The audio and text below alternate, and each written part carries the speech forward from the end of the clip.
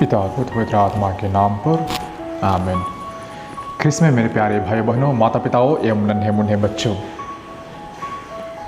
अभी हम सभी लोग जानते हैं कि अभी बरसात का समय है और हमारे सभी किसान भाई बहन लोग अपने खेती बाड़ी में वे व्यस्त हैं। और आज के सुसमाचार में भी हमारे प्रभु ईसा मसीह इसी पर आधारित दृष्टांत सुनाते हैं कि हमारा स्वर्ग का राज्य उस मनुष्य के सदृश्य है जिन्होंने अपने खेतों में बीज बोया और वह बीज धीरे धीरे वह अंकुर फूटता है, फिर अंकुर फूटने के बाद वह पौधा बनता है और फिर पौधा बनने के बाद वह फल उत्पन्न करता है और उसे लोग लेकिन किसान को यह पता ही नहीं चलता है कि यह बीज मैंने बोया था वह कैसे बढ़ गया और कैसे वह तैयार हो गया।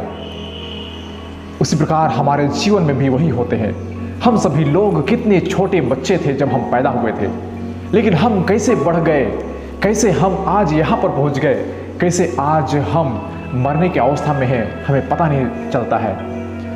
शायद आप सभी लोग भी यही सोचते होंगे अपने जीवन में कि हम कब बढ़ गए और आज हमें जो छोटे छोटे बच्चे हैं वे हमें चाचा, आंटी, अंकल बोल के बोलते हैं और इसके बाद में कुछ समय बाद वे आपको मम्मी पापा बोलेंगे और फिर बाद में आपको दादी माँ तो नानी और ना जाने कई तरह के लोग आपको अपने नामों से बुलाएंगे। इसलिए हमारा जीवन बहुत ही छोटा है। हम उस बीज के समान है जिसे ईश्वर ने बहुत ही छोटा बीज बोया था और आज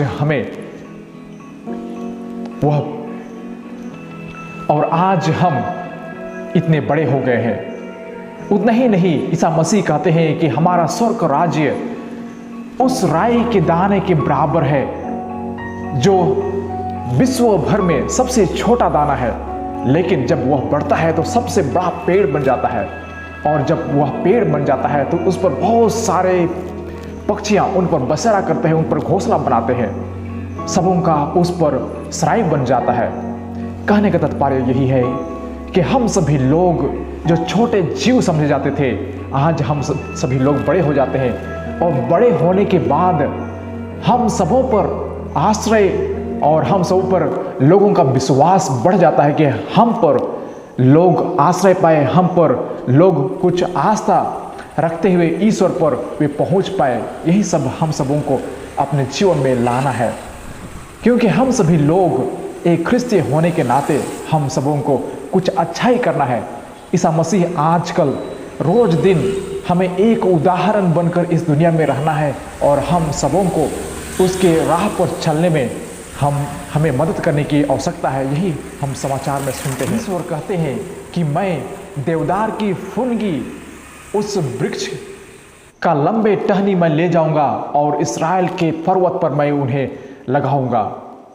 कहने का तात्पर्य यह है कि वह वृक्ष जो सबसे बड़ा और बहुत ही अच्छा, फलदायक, बहुत ही हरा भरा है, उस टहनी को मैं काटूंगा और उसे उस पहाड़ पर ले जाऊंगा और वहां पर डालूंगा जहां वह अच्छा फल देगा और वे उन्हें सांत्वना और भाईचारा और ना जाने कितने सुख और शांति उस लोगों को प्राप्त होगा।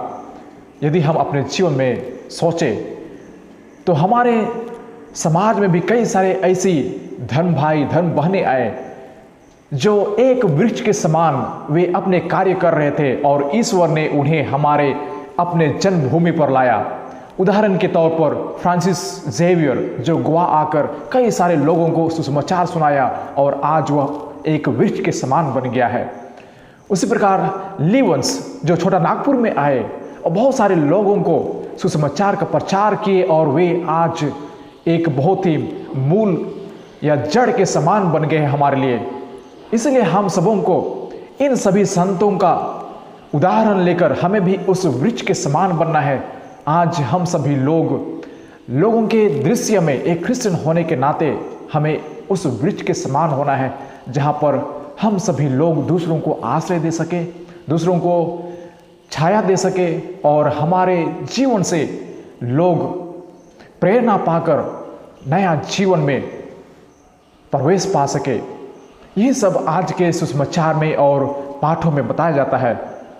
और दूसरे पाठ में यदि हम गौर करें तो वहां बताया जाता है कि हम सभी लोग आंखों देखी चीजों में नहीं चलते हैं, लेकिन हम विश्वास पर भरोसा करते हैं, क्योंकि हमारे ईश्वर जो हमें विश्वास और भरोसा दिलाता है, हम उस पर चलते हैं। और हम आगे सुनते हैं कि हम सभी लोग अपने बनाए हुए घर में रहना ज़्यादा पसंद नहीं करते हैं, लेकिन हम सभी लोग ईश्वर तक जाना और उनके पास निवास करना हम ज़्यादा पसंद करते हैं। यह सच है मेरे प्रिय भाइयों बहनों, क्योंकि संत अगस्तिन बोलते हैं कि Lord my soul is restless unless it reaches to you.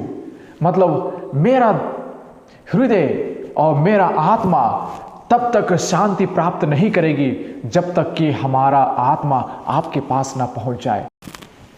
हमें इस दुनिया से क्यों ना हर प्रकार की चीज मिल जाए, लेकिन हमें वह सुख और शांति कभी प्राप्त नहीं होगी जो हमें ईश्वर वो प्राप्त होता है।